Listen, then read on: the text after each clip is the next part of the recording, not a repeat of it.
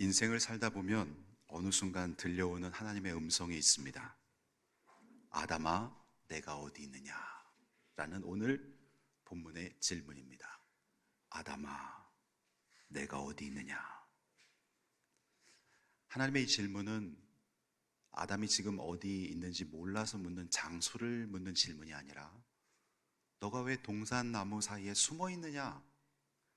너는 하나님의 얼굴을 구하며 나를 사랑하고 좋아해서 나랑 친밀히 동행해야 될 자임에도 불구하고 너는 왜 지금 동산나무 사이에 있느냐라는 걸 묻는 거지요. 이 질문이 어느 날 우리들에게 들려옵니다. 내가 너를 어릴 적부터 하나님을 알게 했는데 너가 왜 교회 마당만 밟고 있느냐? 너는 사역의 중심에서 하나님께 역동적인 예배를 드리고 너의 재능과 은사를 가지고 주님께 기쁨이 되는 열매를 맺어야 되는데 왜 너는 주변만 맴돌고 있느냐? 또 학창시절 교회를 다녔던 형제 자매들이 신앙생활을 하지 않고 있는 그런 가나안 성도들이나 아니면 아예 예수 믿지 않는 불신자들을 향해서 하나님의 음성이 들려오죠. 너는 왜 거기 있느냐? 아담아, 너가 왜 거기 있느냐? 아무개야, 너가 왜 지금 너 모습이 왜 그러냐? 오늘 이 음성은 아담만 들어야 될 음성이 아니라 저로부터 우리 모두가 우리의 영적 상태를 하나님께 내려놓으면서 들어야 되는 하나님의 물음인 것입니다. 인생의 두 가지 영적 모습이 선명하게 딱 사진처럼 보이는데요. 하나는 동산나무 사이에서 서성이는 모습이 있고요. 또 하나는 시편 23편처럼 푸른 초장 쉴 만한 물가에서 목자의 인도를 받아 양질의 은혜를 공급받으며 성장하는 모습. 해변길을 예수님과 손잡고 친밀하게 동행하게 걷는 모습. 동산나무 사이에 서성이는 사람이 있고요. 예수님의 손을 잡고 인생의 발자취를 남기며 해변길을 걸어가는 사람이 있어요. 어떨 때는 나의 발자국만 지키고 어떨 때는 주님과 내가 함께 걷는 두 분의 발자국이 지키고 어떨 때는 내가 힘들고 어려울 때 주님께서 나를 안고 걸으시기 때문에 주님의 발자국만 지켜있는 내 인생의 여정이 있는 거죠. 아담아, 내가 어디 있느냐? 이 질문은 바로 주님과 첫사랑을 잃어버리고 미지근한 신앙생활을 하고 있는 성도들을 향한 주님의 안타까운 물음이라 할 수 있겠습니다. 이걸 오늘 우리에게 적용한다면 이렇죠. 너가 왜 숨어 지내느냐? 너가 왜 중심에서 사역하지 않고 교회 마당만 밟고 있느냐? 과거에 나랑 친밀하게 동행했는 너가 그 모습이 지금 어디가 있느냐? 이 질문을 우리는 오늘 받게 되는 것입니다.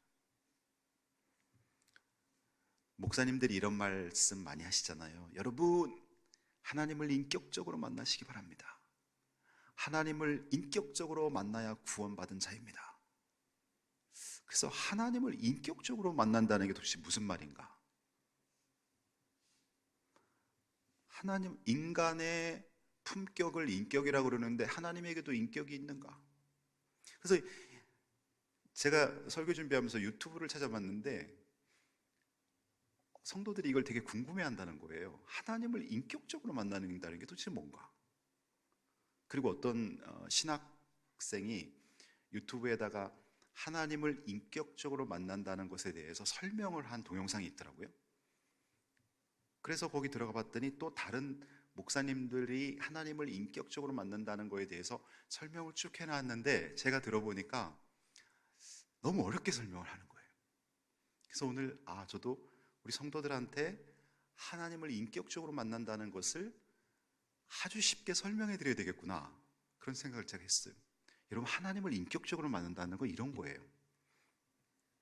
윤석열 대통령이 광화문 광장에 수많은 인파 사이에서 사람들과 악수를 하며 인사하러 나왔습니다. 예를 드는 거예요. 지금 나도 거기에 한 사람으로 끼어 있어요. 대통령이 막 지나갑니다. 손을 내밀어서 악수를 했어요. 그리고 행사를 마치고 나는 집에 돌아왔어요.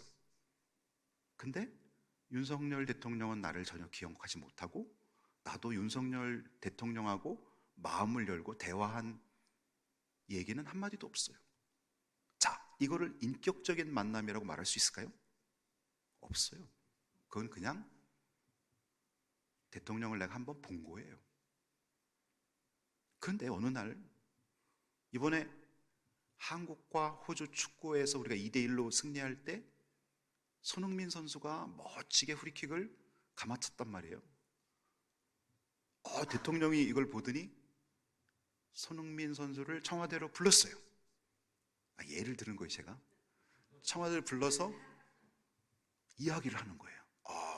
손흥민 씨, 전 국민이 지금 어려운 경제 속에서 힘들게 살고 있는데 손흥민 씨가 국민들에게 기쁨과 소망과 열정을 주었습니다.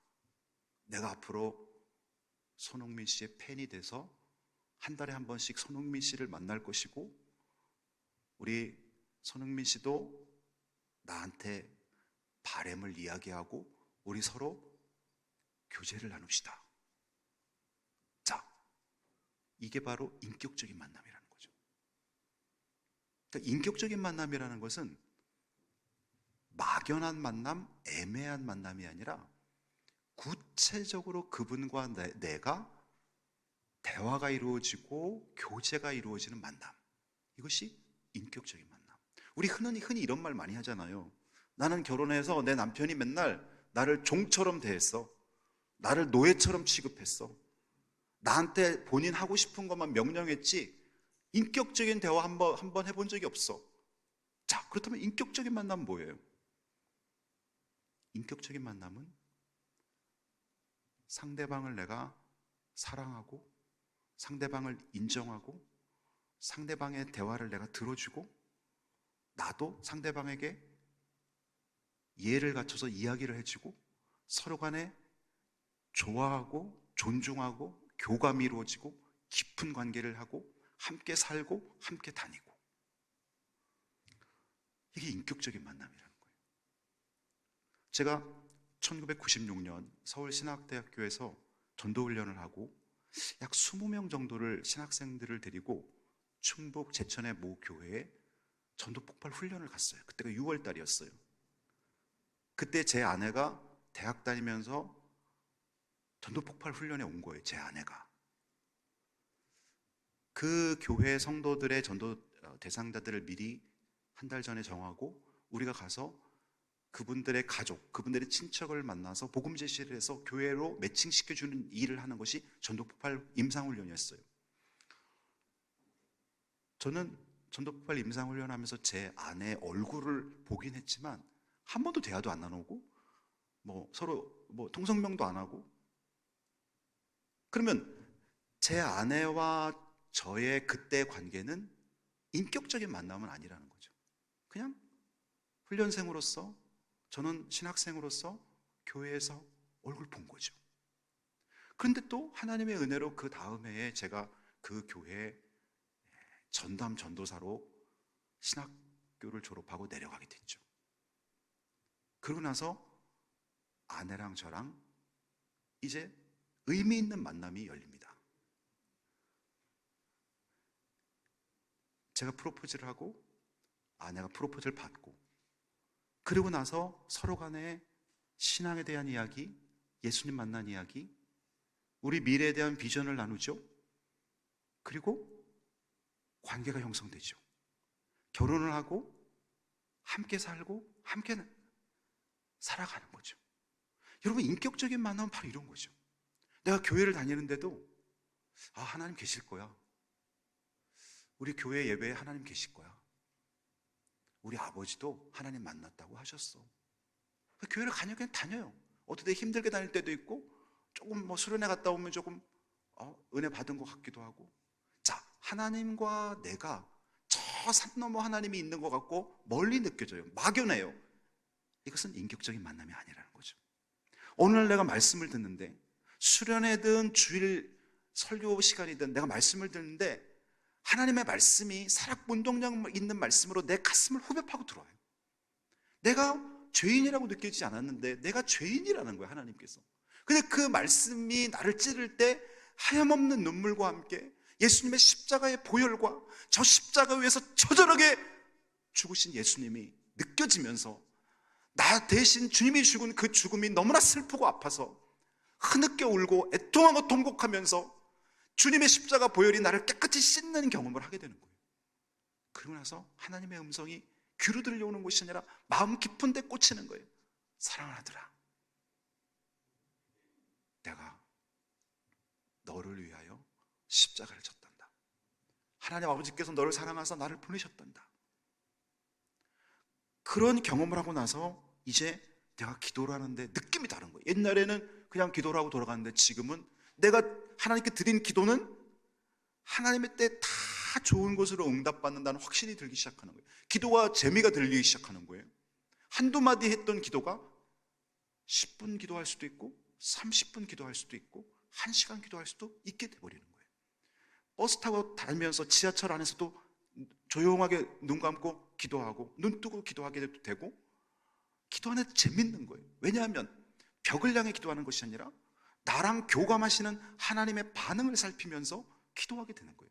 내가 아뢰고 나면 하나님의 반응이 오는 거예요. 기도다 막 그렇게 들리는 것이 아니라 하나님께서 갖가지 느낌과 갖가지 만남을 통해서 하나님께서 나에게 응답하시는 게 느껴지는 거예요. 그리고 내가 기도를 드렸는데 바로 응답받는 기도, 시간이 지나고 응답받는 기도, 아니면 내 기도가 하나님의 뜻과 어긋날 때는 하나님께서 깨닫게 하는 은혜를 통해서 기도 응답을 쏠쏠하게 받기 시작하는 거예요. 그러면서 하나님의 뜻을 알게 되고 하나님의 중요한, 하나님이 좋아하시는 걸 알게 되고, 그러면서 교감하기 시작하는 거예요. 주님과 동행하기 이것이 바로 인격적인 만남. 그 인격적인 만남을 어렵게 생각하시면 안 돼요. 인격적인 만남은 하나님이 나랑 일방적인 관계, 내가 하나님께 막 기도하고 어떨 때는 계신 것 같고 어떨 때는 안 계신 것 같고 막연한 하나님, 이게 아니라 하나님이 어느 날 내 마음에 쑥 들어오시는 거예요. 말씀을 통해서. 그리고 이 경험은 애매한 경험이 아니라 분명한 경험. 그리고 죄를 회개했을 때 구원의 확신과 함께 가슴이 뜨거워지고 내 마음에 소망이 넘치고 기쁨이 생기는 거예요. 하나님이 살아계시다는 것을 확신하게 되는 거예요. 그 다음부터 기도와 예배가 달라지는 거예요. 내 삶에 하나님의 말씀이 영향을 미치기 시작하고 내가 하나님이 원하는 사람으로 변해가고 있다는 걸 가장 먼저 내가 알기 시작하는 거예요. 이것이 바로 인격적인 만남. 어렵지 않죠? 하나님을 인격적으로 만난다는 것이 바로 그런 만남인 것입니다.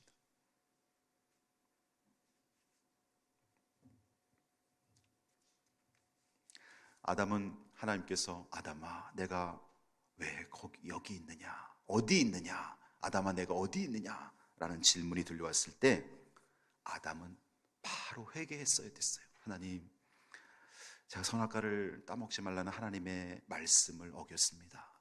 잘못했습니다. 용서해 주세요. 하와가 선악과를 내밀었을 때 하나님의 뜻이 아니라는 걸 말하고 단호하게 거절했어야 되는데 제가 선악과를 먹었습니다. 하나님 용서해 주옵소서. 그렇게 회개했더라면 에덴 동산에서의 아담과 하와의 삶이 어떻게 변했을지 적어도 이렇게 쫓겨나진 않았을 것입니다. 여러분, 요한일서 1장 9절, 만일 우리가 우리 죄를 자백하면 그는 미쁘시고, 미쁘시라는 것은 믿음직스럽고 신실하다 그런 뜻입니다. 그는 미쁘시고 의로우사 우리 죄를 사하시며 모든 불의에서 우리를 깨끗게 하실 것이요. 하나님은 우리가 자백하면 하나님이 우리를 불의에서 깨끗게 하신다는 거예요. 근데 그 자백이 어렵다는 거예요. 자백.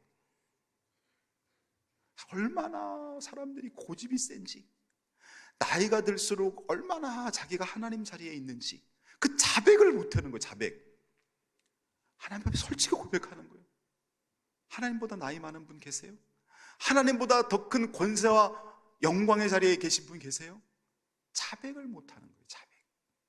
400만 하면 하나님이 우리 죄를 사하신다고 약속해 주셨잖아요. 히브리서 4장 14절부터 16절에 보면 히브리서 기자는 예수님을 큰 대제사장이라고 말합니다. 그러므로 우리에게 큰 대제사장이 계시니 하나님의 아들 예수시라. 대제사장이 하는 역할, 백성들의 죄를 가지고 지성소로 들어갑니다. 백성들의 죄를 가지고 자기를 먼저 물두멍에 손을 씻고 그 다음에 분향단, 떡상, 촛대를 통과해서 성소를 통과해서 지성소로 들어갑니다. 그 지성소는 하나님께서 임재하시는 법궤가 들어있는, 십계명이 들어있는 법궤가 있고 그 위에 구룹 천사가 날개를 이렇게 가고 있고 그 윗 공간이 속죄소, 하나님이 죄를 사해주는 공간. 그 공간에 죄인이 들어갈 수 없으니까 대제사장이 자기 죄를 씻고 그곳에 들어가서 하나님 앞에 이스라엘 백성의 죄를 사하는 공간. 그러면 예수님께서는 바로 속죄소로 우리를 연결해주는 대제사장이라는 거죠. 그러니 그 대제사장 앞에 우리가 담대히 나가게 해달라는 거. 15절 보세요. 우리에게 있는 대제사장은 우리의 연약함을 동정하지 못하실 리가 아니오. 이 말은 우리의 연약함을 반드시 동정한다는 거죠. 컴패션, 함께 느낀다는 거죠. 모든 일에 우리와 같이 시험을 받은 자로 돼 죄는 없으시니라. 그 다음, 그러므로 우리는 긍휼하심 받고 때를 따라 돕는 은혜를 얻기 위하여 은혜의 보좌 앞에 담대히 나아갈 것이니라. 주님이 용서해 주시는데 주저하지 말고 담대히 나아가라는 거예요. 담대히 나가서 회개하고 담대히 나가서 용서 구하고. 근데 아담은 그러지 못했어요. 아담과 하와는 하나님 앞에 하나님 저희가 잘못했어요, 우리가 저희가 연약했어요 하고 회개를 구해야 되는데 핑계를 댑니다. 여러분, 사단에게 한번 딱 공격을 받으면요, 우리에게도 그런 유전인자가 있어요. 아담에게서 물려받은 유전자가 뭐냐면 환경 탓, 사람 탓, 다 핑계를 대는 거예요. 하나님 앞에 솔직하게 자백해야 되는데 핑계를 대는 거예요. 아담은 어떻게 핑계를 댑니까? 아담은 하와라는 그 여자가 나한테 선악과를 주므로 내가 먹었습니다. 근데 그 하와라는 여자는 하나님이 지으셨습니다. 그럼 요 구절에서 여러분 오늘 본문 구절 한번 12절을 보세요. 아담이 이르되 하나님이 주셔서 나와 함께 하신 여자. 그럼 지금 아담은 자기가 선악과 먹은 거에 대해서 누구에게 핑계를 대는 거예요? 여자 핑계를 대는 거예요. 여자 핑계. 그 다음에 그 여자는 하나님이 만들어주셨기 때문에 하나님이 안 만드셨으면 내가 선악과 안 먹을 텐데 하나님이 여자 만들어서 여자가 나한테 줘서 내가 먹었다는 거예요. 그러면 지금 이 구절에서 아담은 자기 뉘우침은 전혀 없어요. 여자 탓, 하나님 탓. 오늘 여러분 어떻습니까? 우리도 인생을 살면서 하나님 앞에 진심으로 내가 회개해야 될 부분을 슬근슬근 이런 식으로 넘어가지 않습니까? 가정환경 탓, 그 다음에 응답하지 않은 하나님 탓, 누구 탓, 환경 탓. 근데 이것은 아담에게서 우리가 물려받은 나쁜 핑계 유전자라는 것이죠. 성령께서 강하게 역사하면 사람 핑계대지 않습니다. 회개합니다. 바로 회개합니다. 형제들아, 우리가 어찌 알고. 베드로가 예루살렘 거민들을 향해서 설교할 때, 성령께서 강하게 임하실 때 그들은 바로 회개했습니다. 형제들아, 우리가 어쩌면 좋겠느냐. 너희가 각각 예수 이름으로 죄사함 받고 세례를 받으라. 그러면 성령의 선물을 받으리라. 그날 3,000명이 회개하고 주님께 돌아왔습니다. 여러분, 우리가 있어야 될 자리는요, 바로 핑계는 하나님과 우리 사이를 갈라놓는 마귀의 전략이고요, 회개는 뉘우치고 돌아오는 것입니다. 회개는 멀어진 하나님과의 관계를 회복시키는 지름길입니다. 그래서 여러분이 있어야 될 자리, 이렇게 정리했습니다. 당신이 있어야 될 자리는 역동적으로 예배드리는 자리에 여러분 있어야 됩니다. 역동적으로 예배드릴 때 정말 역동적으로 예배드려야 됩니다. 오늘 우리 성가대 찬양을 드리면서 제가 앉아서 무슨 생각했는지 아세요? 하나님, 성가대원들이 저렇게 열정적으로 하나님을 찬양하는데 저도 더 열심히 목회할게요 그랬어요. 제가. 여러분, 우리가 하나님 앞에 예배드릴 때 졸면서 예배드리면 안 돼요.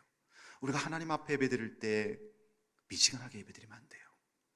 최선을 다해서. 이번에 한국과 호주전에 카타르까지 가서 응원하는 응원 부대들을 보세요. 그 사람들요, 어디 지원받는 거 아닙니다. 자기 자비량으로 대부분 갑니다. 가서 그 축구 경기 때문에 그렇게 해외까지 가서 응원하는데, 나를 위해 자기 아들을 십자가에 못 박으시고 나를 사랑하시고 나를 위해 천국을 준비하신 만왕의 왕 창조주 하나님을 교제하고 예배드리는데 협동적으로 예배드려야죠. 준비된 예배드려야죠. 내 목소리가 쉴 정도로 찬양해야죠. 역동적인 예배. 꿀송이처럼 말씀을 배우시고, 말씀 배우는 자리가 있으면 적극적으로 동참하셔서 말씀을 배우세요. 이번에 한 3, 4년 동안 코로나 때문에 성경 공부 제자 훈련 못하다가 이번에 이제 김혜란 목사님이 한 반, 또 저랑 민창희 목사님이 두 반 해갖고 성경 공부를 진행하는데, 제가 그런 생각이 드는 거예요. 한 10명 정도 이렇게 금요반, 주일반 성경 공부를 하는데, 산모가 아기를 출산해갖고 모유수유하잖아요. 그 아기에게 젖을 물리고 아기가 쫄쫄쫄쫄 젖을 빨아먹을 때 느끼는 그 엄마의 마음이 저에게 느껴지는 거예요. 성도들이 막 말씀을 사모해서 모여서 말씀을 공부하는데, 그래, 이게 목회자의 행복이지. 그래, 이게 목회인데. 그런 생각이 막 드는 거예요. 여러분들이 교사로서 청소년부, 청년부, 아동부, 유치부, 여러분들이 목장 리더로서 목장 모임할 때 목자들한테 그런 마음이 들어야 되는 거예요. 우리 윤현집 지자님도 성가대원들 지휘하면서 그런 마음 들 거예요. 쫄쫄쫄 젖을 빨아먹으면서 성장하는 그 모습을 볼 때 예수님의 마음이 느껴지는 거죠. 세 번째, 우리가 있어야 될 자리, 헌신적으로 교회 봉사하는 자리. 여러분들이 건강할 때 주님의 몸된 교회 봉사하세요. 나중에 내가 힘을 다 잃어버리면 병원에서 내가 그때 이런 봉사를 좀 할걸. 하나님이 나에게 이런 목소리를 주시고, 하나님이 나에게 이런 재능을 주시고, 하나님이 나에게 이 부분 전공하게 하셨고, 하나님이 나에게 이런 물질적인 여유를 주셨는데 너무너무 안타깝다. 그런 말 그때 하는 것이 아니라 지금 봉사하세요. 지금만이 하나님께 드릴 수 있는 기회. 내년을 보장받은 사람이 없어요. 지금 하세요. 지금. 간절히 눈물로 기도하는 자리에 여러분이 있기를 바랍니다. 기도하는 자리, 하나님 기뻐하신 자리예요. 간절히 기도하면서 좋은 것으로 응답받는 그런 은혜가 임하길 바랍니다. 영혼을 사랑하여 전도하는 자리. 지금 한국교회는 우리 이수교회뿐만 아니라 모든 교회가 굉장히 위기 상황을 겪고 있어요. 여러분이 이 위기 상황을 깊이 공감하셔야 돼요. 어떤 위기 상황?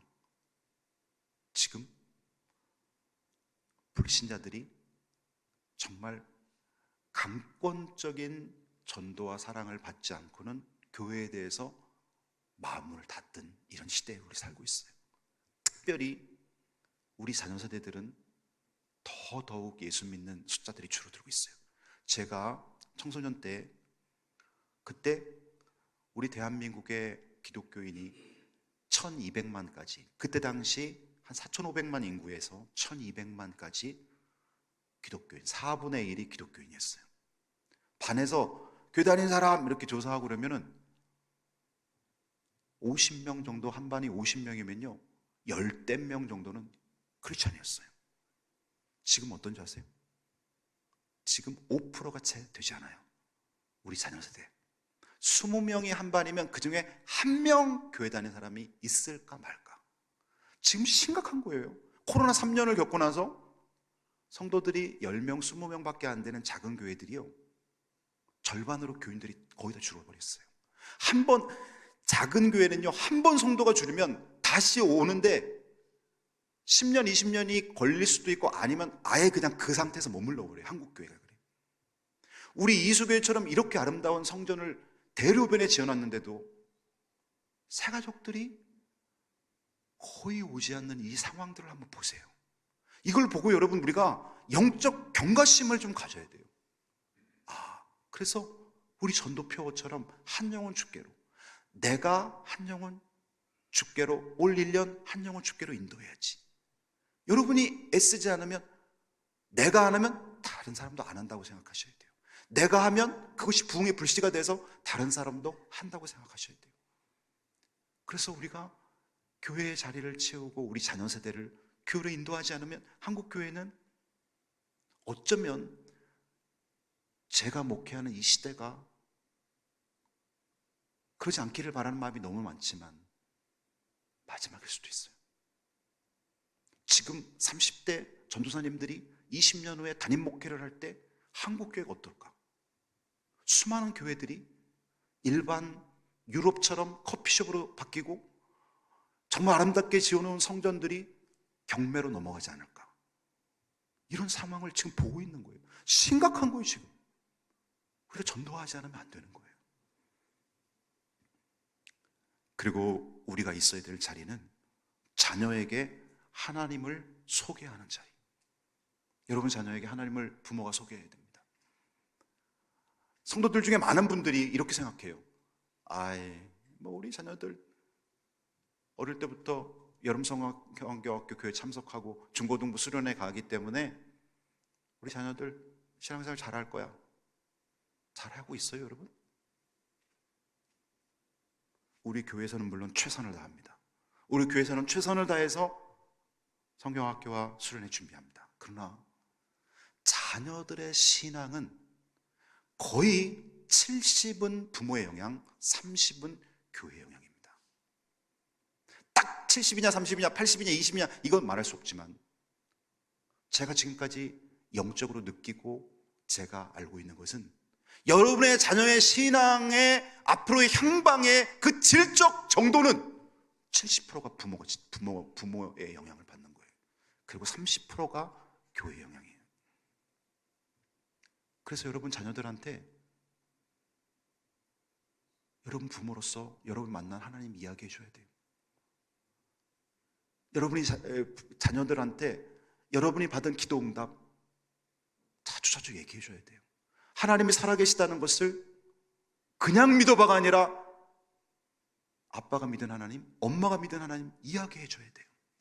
여러분, 제가 이 설교를 준비하면서 동영상 하나를 봤는데요. 높은 뜻 숭의교회, 교회 이름이 높은 뜻 숭의교회라고 있어요. 원로 목사님이 김동호 목사님. 이 김동호 목사님이 많은 사람들이 그분의 설교 클릭을 해갖고 막 조회수가 막 60만 건 막 이래요. 근데 이 김동호 목사님이 이런 간증을 하는 거예요. 제가 며칠 전에 들었어요. 이분이 지금 연세가 거의 70 넘을 수도 있는데요. 이분이 50대 때 자기한테 이런 생각이 강하게 들더라는 거예요. 자기가 50대 중반에 죽을 것 같다는 거예요. 왜 그런 생각이 들었는지 모르겠는데 자기가 50대 중반에 죽을 것 같다는 거예요. 그래서 자기에게 자녀가 3명인데 이 자녀들한테 내가 성경 구절 중에 가장 영향력 있는 성경 구절을 한 구절 남기고 가고 싶더라는 거예요. 그래서 하나님께 일주일 동안 기도하면서 성경을 계속 찾았다는 거예요. 그래서 이분이 찾은 성경이 요한복음 14장 6절, 내가 곧 길이요 진리요 생명이니 나로 말미암지 않고는 아버지께로 올 자가 없느니라. 이 말씀을 자기는 내 인생의 성경 구절로 정하고 자녀 셋을 불렀대요. 그리고 얘들아, 아빠가 이상하게 하나님이 날 부르실 것 같은 생각이 들어서 너희한테 가장 중요한 성경 구절을 유산으로 물려준다. 그리고 그 자녀들한테 내가 곧 길이요 진리요 생명이니 나로 말미암지 않고는 아버지께로 올 자가 없느라. 여기선 내가는 예수님을 말하는 거죠. 그거를 얘기를 하고 너희들이 예수님 믿을 수 있겠니? 너희들이 예수님 믿고 인생의 참 길을 걸어가고 인생의 참 이치인 진리를 발견하고 생명을 얻으면 좋겠다 그랬더니 첫째랑 막내가 예, 아버지 그렇게 할게요. 그러더라는 거예요. 근데 둘째가 갑자기 질문을 하더라는 거예요, 아버지한테. 뭐라고 질문을 하냐면은, 아빠, 그걸 어떻게 알 수 있어요? 그러더라는 거예요, 둘째가. 예수님이 길인지 진리인지 생명인지 그걸 어떻게 알 수 있어요? 그러더라는 거예요. 둘째가 솔직한 거죠. 그래서 이 목사님이 이렇게 대답했대요. 아빠가 가봤어. 아빠가 지금까지 살면서 예수님 만나보았어. 예수님이 참 길이었어. 예수님이 진리였어. 하나님 만나러 가는 길이 예수님이고, 예수님 믿으면 생명을 얻어. 하나님 살아계셔. 그렇게 말했대요. 아빠가 가봤어. 그랬더니 둘째가 고개를 끄덕끄덕 하면서 아버지 부탁에 수긍을 하더랍니다.